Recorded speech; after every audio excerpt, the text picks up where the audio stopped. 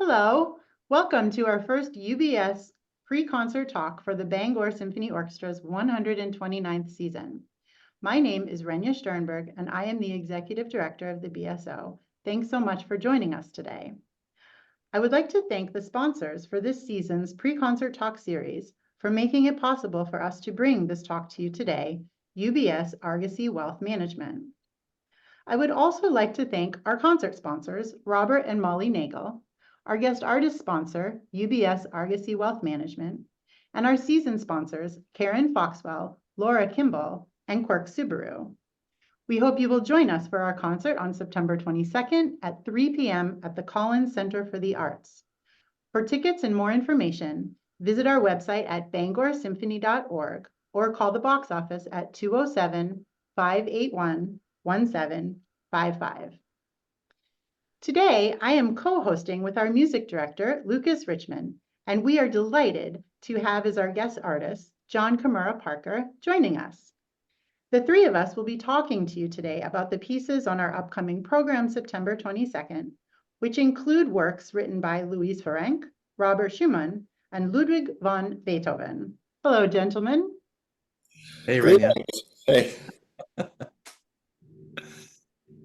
It's so great to have you here.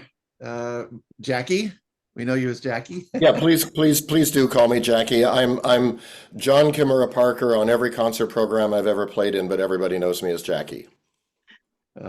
As opposed to if people call me Luke, it doesn't work. Yeah. I just call you Maestro. Well, I don't insist on that by any means. That's right. I'm so delighted to have you here, and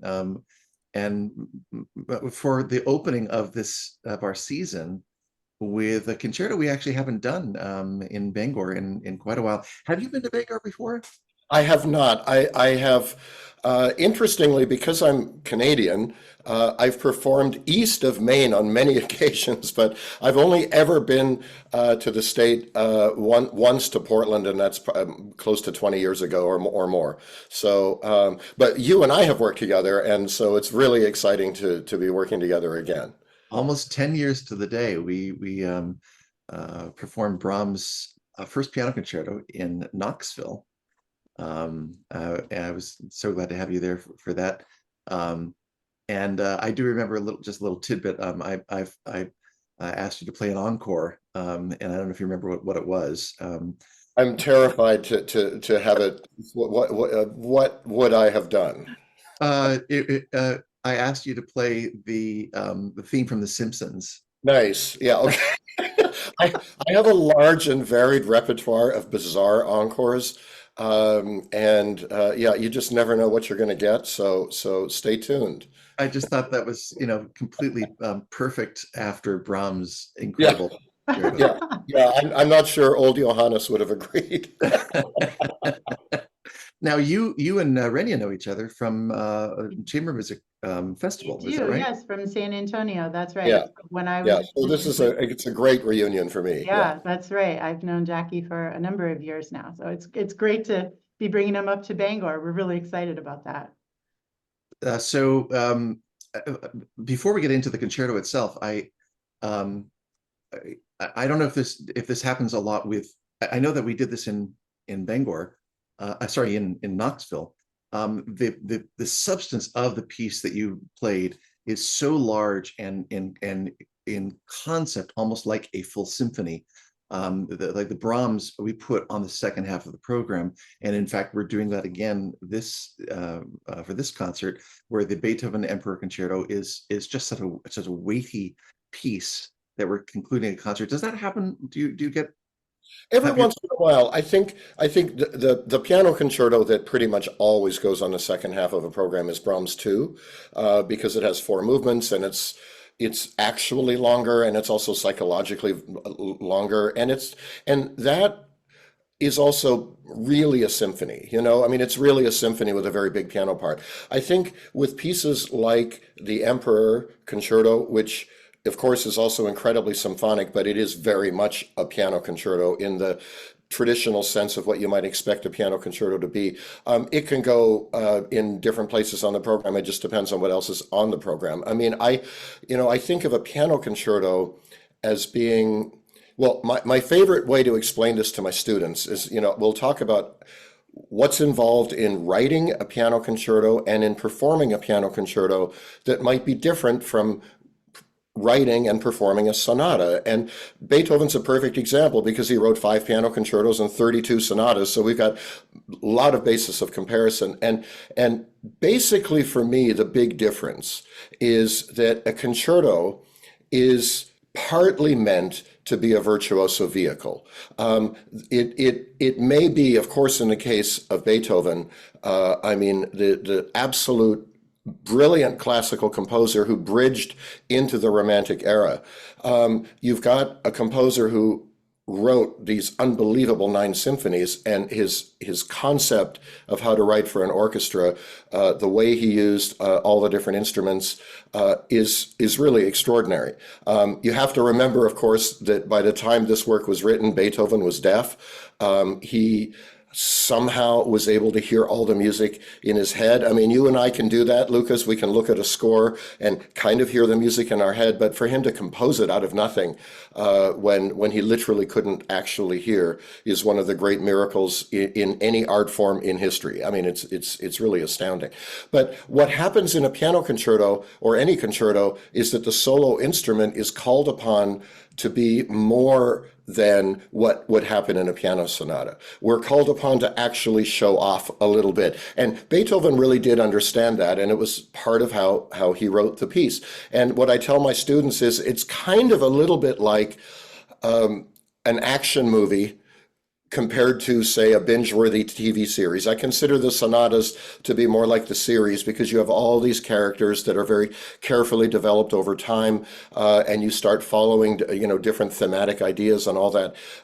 But if you take a look at a piano concerto like The Emperor, there are moments when the music stops, including at the very beginning, and the pianist basically does the equivalent of a car chase, right? I mean, the plot just comes screaming to a halt and there's a car chase, and it might go on for way longer than it needs to because it looks great.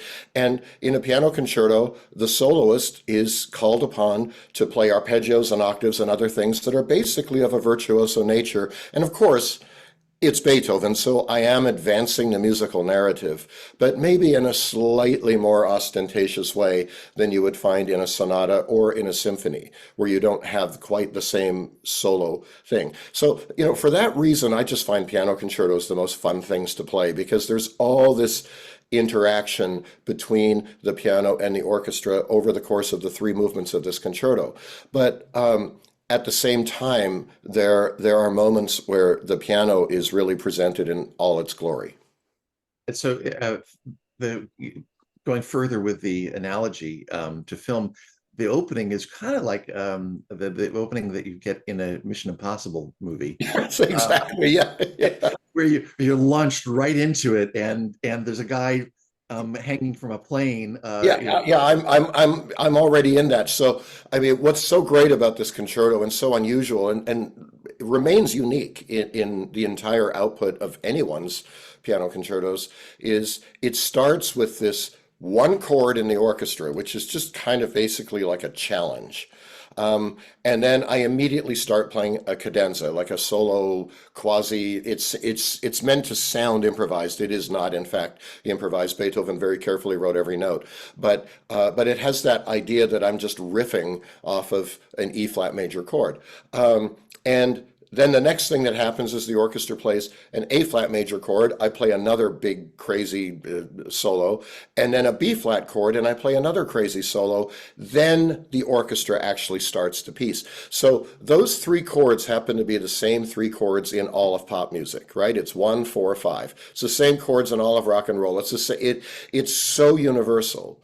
And yet what Beethoven does with it is astounding. And it's just but you're right. It's like we just jump right into the action, and then we get to the orchestral exposition. And then actually all the musical ideas are presented in a more logical way. Right. And that the idea of the exposition where the orchestra then plays this whole like a second introduction to announce the pianist.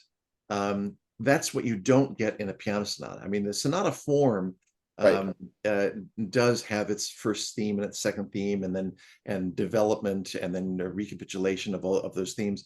But in this case, with a concerto, you do have this extended introduction where we get the themes, and then the pianist reiterates Exactly. And I mean, they call it a double exposition for that reason. I mean, it is a very different way. I mean, it already is a different way of conceiving of the form of a work.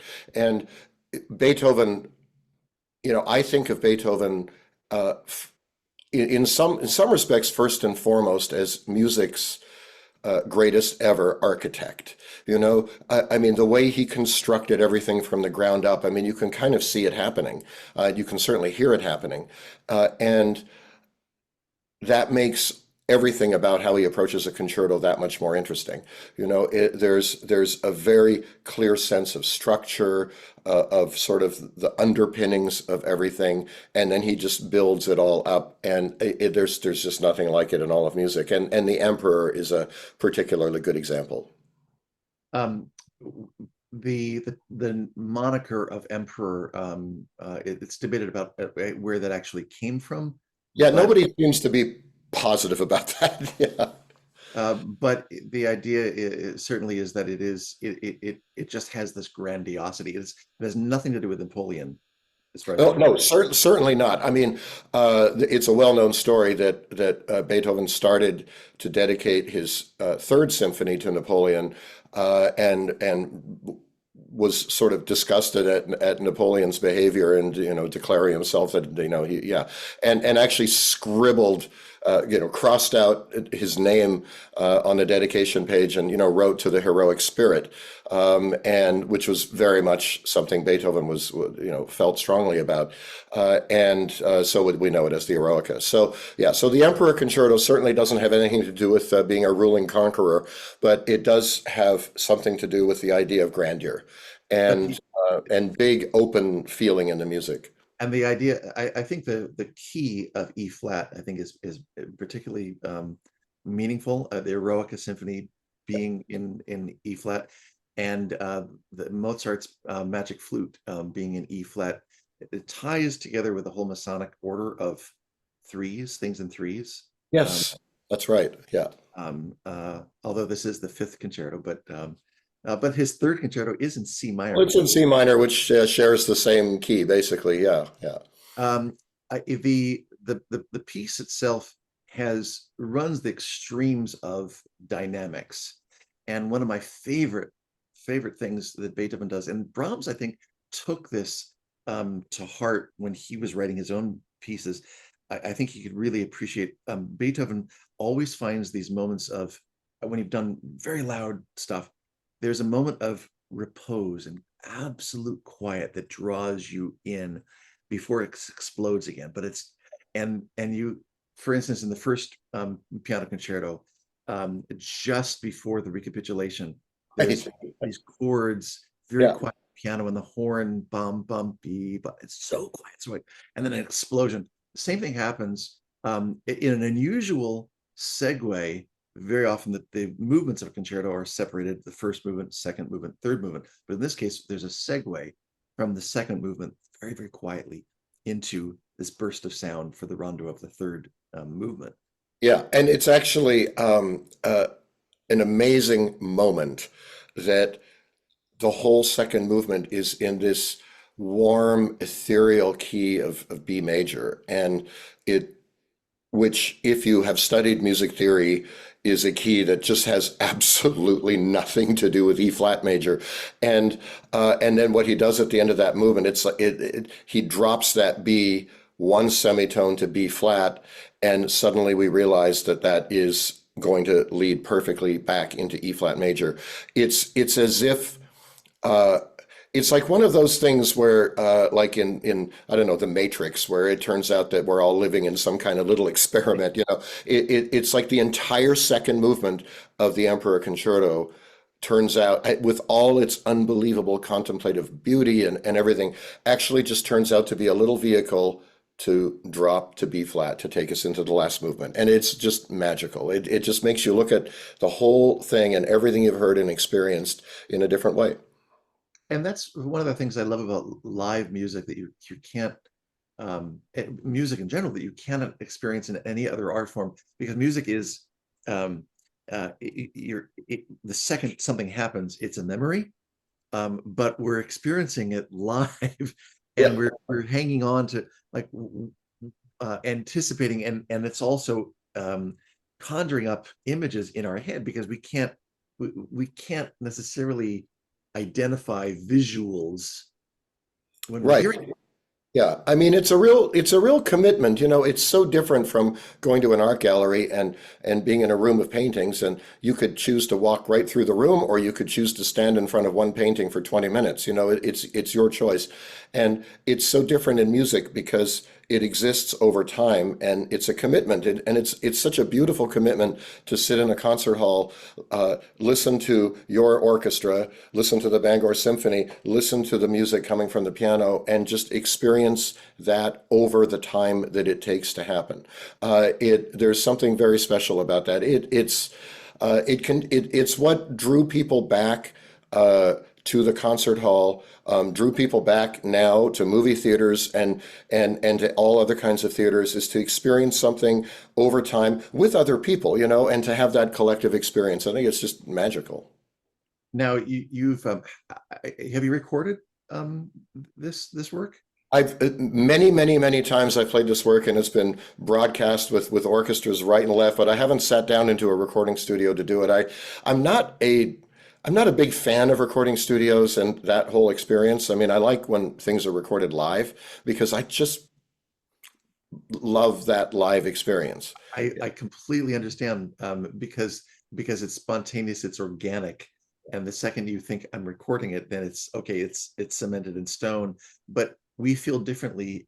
Every performance is different, and especially when you're performing with a group of 60, 70 musicians, everybody has had a different day before they get to the performance, and one person ate tuna fish and the other person, had steak, and so the assemblage of what then happens and transpires in that, it'll be unique only for those people on stage and the people in the audience At that moment. That's very true.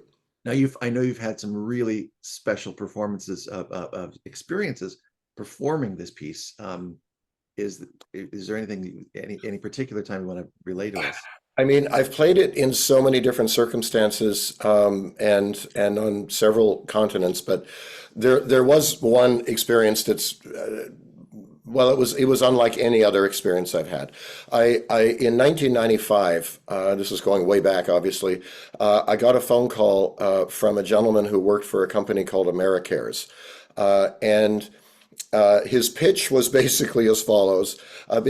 He said, if you've been following the war in Bosnia, you'll know that there was a peace treaty signed in Dayton, Ohio, a few weeks ago. And Americares has been flying into Bosnia I think they had gone 35 times during the war, delivering food, medicine, and clothing. And the Sarajevo Philharmonic had not been able to perform for years because of the war, and they announced that they would give a New Year's Eve concert, and Americares was flying in doing an airlift, a supplies airlift over New Year's Eve, and told the orchestra that as a symbolic gesture, they'd like to airlift in a soloist.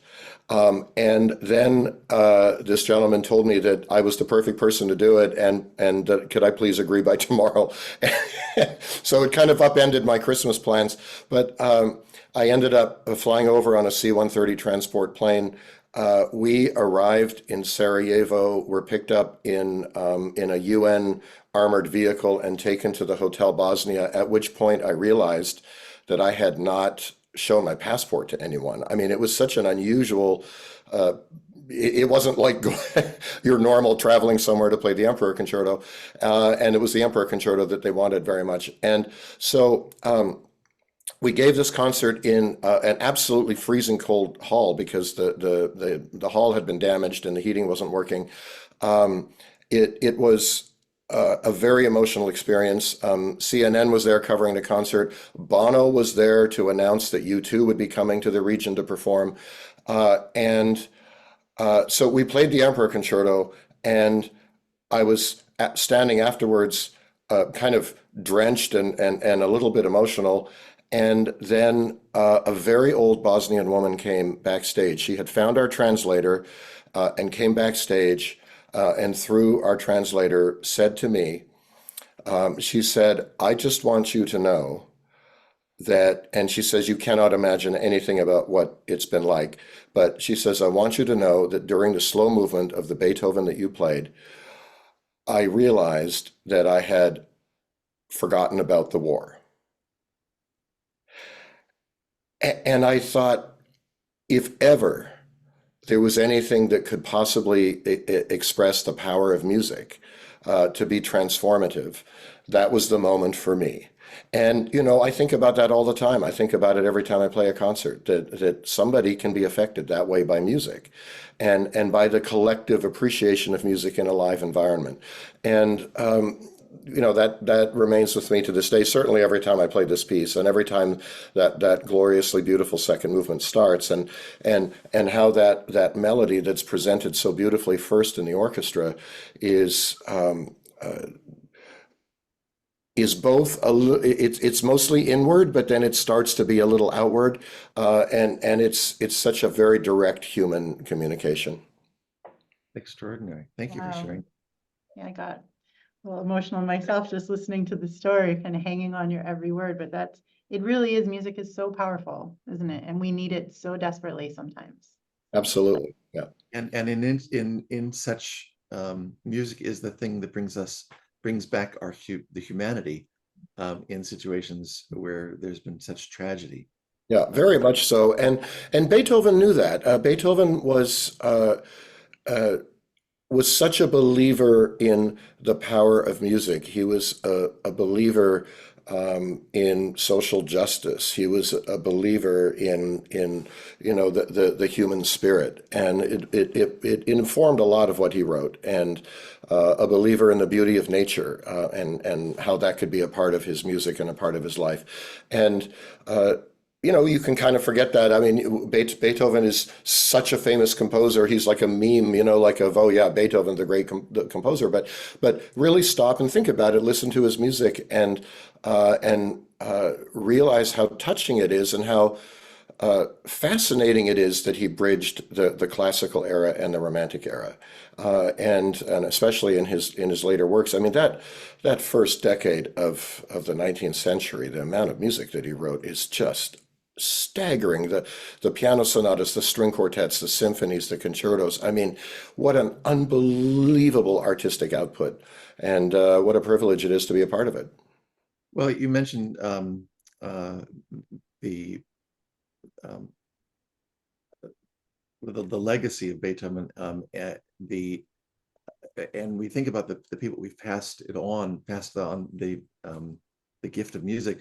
His own teacher was Haydn, who was also very prolific, and talk about bridging the classical era into the Romantic era. I mean, Haydn was the classical era. Well, thank goodness for those lessons, because Haydn had a great sense of humor. And he definitely passed some of that on to Beethoven. And that's another thing. We often see pictures of Beethoven looking like a madman or looking a bit desperately serious. And the humor that was so much a part of his early music still shows up in his later music. And I feel like there are moments of that, for example, in the third movement of the Emperor Concerto, where there's a sudden unexpected explosion from the orchestra or from the piano when we've just been doing something fairly quiet, and it seemed that he still liked to surprise people and have that element, and I think he absolutely owes that to Haydn. Yeah, and he wanted to study with Mozart, but Mozart had passed before he could study with him. But thinking about Haydn teaching Beethoven, I imagine your students must be so grateful for what you bring to them You're on the faculty at Rice University, is that Yeah, right? I'm the chair of the piano department at Rice University at the Shepherd School of Music, and I've been teaching here for 24 years. I'm at home in Houston, which I haven't been at home in Houston for 3.5 months or something since classes got out in April. So it's really nice to be back here and getting settled in with my class. And they're such incredibly gifted young pianists, artists, musicians, and it's a privilege to work with them. Honestly, I mean, I learn as much from them as they learn from me. I pass on things that I got from my teachers, and I also, because I perform so regularly, I think this whole fall, there's only 2 weekends that I'm not on the road performing somewhere, but it's weekends typically. But I have sort of travel from the, stories from the road, experiences from backstage, all of those things that I like to pass on. My most advanced students are starting to experience that. They are performing, and it's great to have those chats. It's so Oh, wonderful. It's not all you do though, right? You're not just, you do other things besides perform and teach Well, at Rice. I have a lot going on. I'm the artistic director of the Honen's International Piano Competition, which takes place in Calgary. I'll be very happy to let you know about how amazing our winners are, because Ilya Ovcharenko, he won the competition at the age of 21. He's now 23. We just performed together in Calgary. He plays an absolutely sensational Tchaikovsky concerto, and you really should have him to Bangor sometime. But that competition, we have a festival every year, and I've just come back from Calgary, having performed and emceed 6 concerts there. And I'm the artistic advisor of the Orcas Island Chamber Music Festival, which my wife, Aloysia Friedman, founded 27 years ago. We still have a festival every August. We just had one. It was so much fun, and chamber music, it was great. And I'm also the creative partner of the Minnesota Orchestra for its summer programming. So I spend most of July in Minneapolis working closely with the Minnesota Orchestra, playing a different concerto each week, chamber music with the players, emceeing everything else. And just, I love that experience too. So a lot of those other things take place over the summer. And then my, commitments to teach at Rice take place, of course, during the school year. So yeah, I'm kind of always busy. It's much better than the alternative. And I get to see places I've never seen. I mean, I can't wait to come to Bangor, and even just for the food, like, it's going to be totally different from what I would have in Houston. So Oh yeah, for sure. yeah, I know you're going to introduce me to the best things. So yeah, Absolutely. I'm looking forward. Yeah. Oh, Absolutely. Jackie, what a delight. We can't have wait to have you here and make music. And I really hope that if those of you in our audience who are wondering what you're going to do on Sunday, September 22nd, I think this is what you're going to do. You're Oh yeah, come to the concert. Come to the It's concert. it's so exciting. It's the opening of the season. You have amazing music. I can't wait to hear the Farrenc ad, which I'm not familiar with. And you're doing Schumann, right? Which is, Yeah, the Rhenish. talk about romantic composer, right? And then the Beethoven Emperor Piano Concerto. I'm just cannot wait to be a part of this concert. Thank you for inviting me, and I'll see you soon. Awesome. Thank you, Thanks. Jackie. See you soon, Jackie. Okay, thanks so much. What a delight. What a delight. Yeah, wow, that's great. What a story. I mean, Yeah. I'll have a little tear in my eyes. Wonderful. Well, as he said, we are doing other things on this program. Yeah, there's a whole bunch of E flat. There is a whole bunch of people. Did you do that on purpose? Of course. You did. Of course you did. Yes. Yeah. So we begin with the second overture by Louise Farrenc in E flat. And Louise Farrenc was a French composer and pianist of the Romantic era, with quite an extraordinary output of material. Yes. Choral works and 3 symphonies and overtures and piano works and chamber music. And I find this astounding that she was appointed professor of piano at the Paris Conservatory and was there for 30 years, and she was the only female professor at the Paris Conservatory that entire century.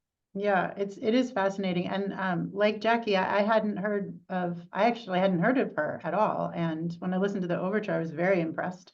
I don't know why. Like, of course, like why not be impressed, right? But I don't know why it's not played more often. And I did some digging into her background just out of, curiosity and fascination. And I found sort of a running list of what she did over her lifetime that I'd like to share with the people that are listening here today. Her parents enrolled her in the Paris Conservatory when she was 15. So she was a young protege. And then she studied piano there and composition with Anton Reicha, who's also a very famous composer that we know play his music today. And then at age 17, she married a flutist, and his name was Aristide Farrenc. He was 10 years her senior, and they did concert tours.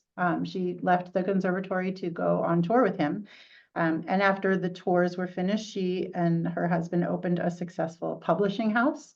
And at which point she took on a project of compiling an anthology for pianists. And so when she was finished with that project, she was so into the piano repertoire at that time that she, at age 38, she became the first woman to hold a permanent faculty position at the Paris Conservatory, and she held it for 30 years. And her students, pianists and composers, all went on to be successful. And I mean, just what a legacy this woman had.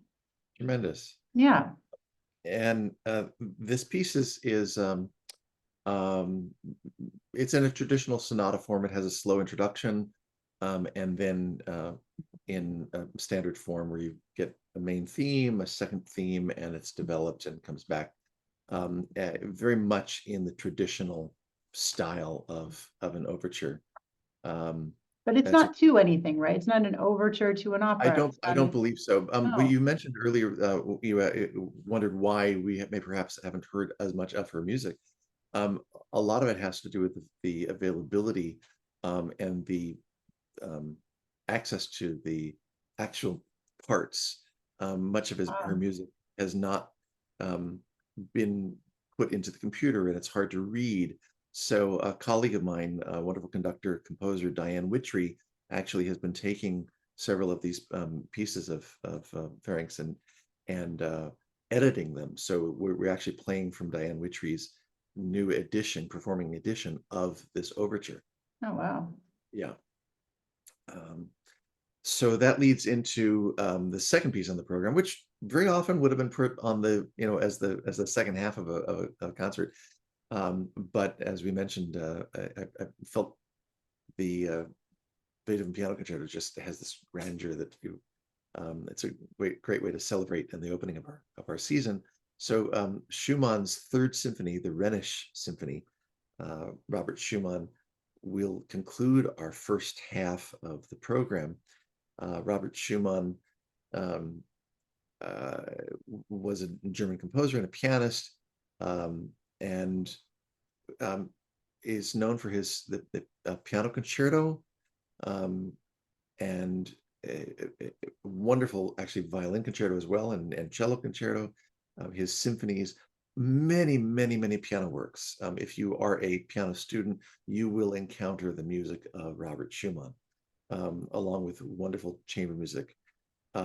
He dealt with mental health issues, certainly in the last 4-5 years of his life. He was